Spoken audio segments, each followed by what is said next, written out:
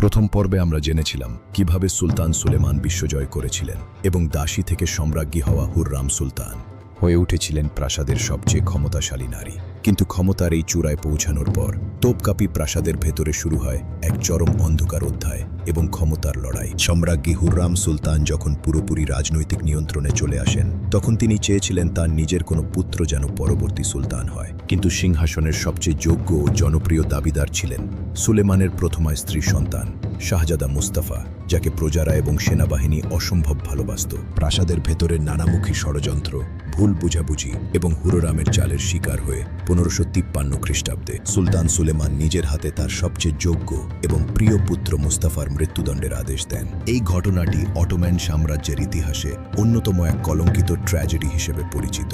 নিজের পুত্রকে হারানোর এই শোক সুলেমান কখনো কাটিয়ে উঠতে পারেননি।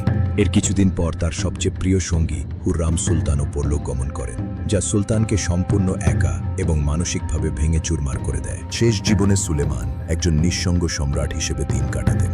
অবশেষে 1566 খ্রিস্টাব্দে হাঙ্গেরির এক যুদ্ধক্ষেত্রে এই মহান শাসকের জীবনাবসান ঘটে। সুলেমান এবং হুররামের এই মহাকাব্যিক গল্প আজ 500 বছর পরও পুরো পৃথিবীকে মুগ্ধ করে। সুলেমানের এই ট্র্যাজিক ইতিহাস আপনার কেমন লাগলো কমেন্টে জানান এবং পরবর্তী ঐতিহাসিক ভিডিও দেখতে আমাদের চ্যানেলটি সাবস্ক্রাইব করুন। ধন্যবাদ।